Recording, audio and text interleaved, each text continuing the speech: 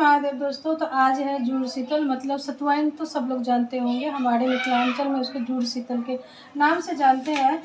तो इसके लिए सबसे पहले हम लोग के यहाँ खाई जाती है सतुआ, मगर यहाँ पे सतुआ कितना सारा शौक ढूंढ ली, मिला ही नहीं। तो चलिए मैं ले आई हूँ चना, ये भुनी हुई चना है, देख सकते हैं। और मशीन में भी गए पिसवाने के लिए, तो वहाँ आज मशीन भी नहीं खुली हुई थी। तो इस तरह से मैं दाल लेके आई हूँ और अपने घर में थोड़ा सा बना लेंगे, बाकी मशीन से पिसवा लेंगे, क्योंकि मशीन से पिसाया हुआ थोड़ा बारीकी अच्छे से होता है और मिक्सी में थोड़ा मोटा रह जाता है, तो फिर खाने में अच्छा नहीं लगता है। मगर आज का तो त्यौहार है, इसके लिए मैं अपने घर में थोड़ा सा बना लेती हूँ, क्योंकि हमारे यहाँ दान भी करते हैं और खाते भी हैं। तो इसके साथ आम का टिकुला और गुड़, ये सब एक घड़ा में पानी भर के उसमें शरबत घोल के, गुड़ का शरबत होता है। तो जैसे गर्मी आने स्टार्ट होता है तो हर त्यौहार का एक अपना अलग महत्व होती है। तो चलिए मैं सबसे पहले सत्तू बनाती हूँ, तो दिखाती हूँ आप लोग जो सत्तू कैसे बना सकते हैं। अगर आप कि जिस टाउन में है वहाँ पे अवेलेबल नहीं है, नहीं मिल रहा है, तो ये आंध्रा में भी नहीं मिलता है। तो मैं इसी तरह से लेके पिसवा लेती हूँ। तो आज शॉप नहीं खुला था तो इस वजह से दिक्कत हो गई। तो चलिए मैं इसको पीसती हूँ पहले।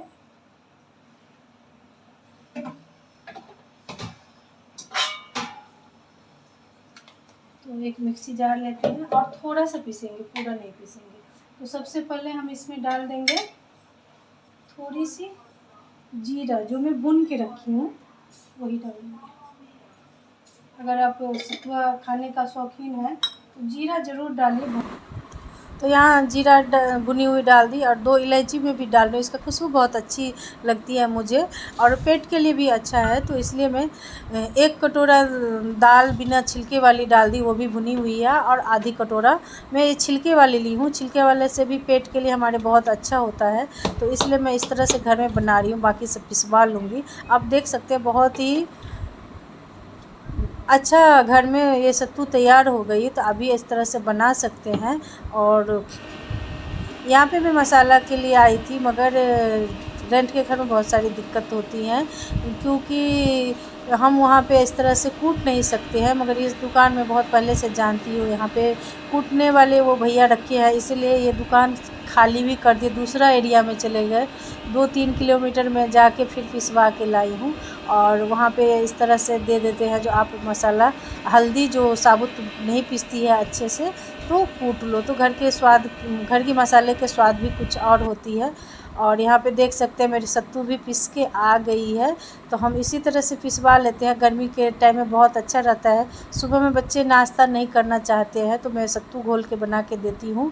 और यहाँ पे मसाला भी मैं पिसाई हूँ, सब मसाला मैं घर में ही तैयार करती हूँ, इस तरह से पिसवा लेती हूँ गांव की तरह।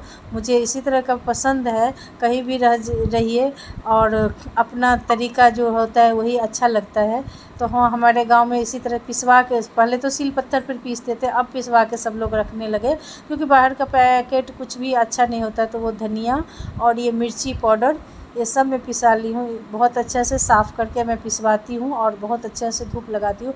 और ये साथ में गरम मसाला पिसवा ली हूँ। तो इस तरह से मसाला पिसा के रखेंगे, 1 साल तक आपकी ख़राब नहीं होगी। और सारा मसाला इस तरह से खोल के थोड़ी सी हवा लगाते हैं, क्योंकि ये जो पीसने के टाइम में बहुत हीट हो जाती है और कवर में इस तरह से रखने से थोड़ा पानी पानी जैसी हो जाती है। तो इसलिए मैं इसे खोल के रख दी हूँ, ताकि थोड़ा हवा लग जाए तो कीड़ा उड़ा ना पड़े।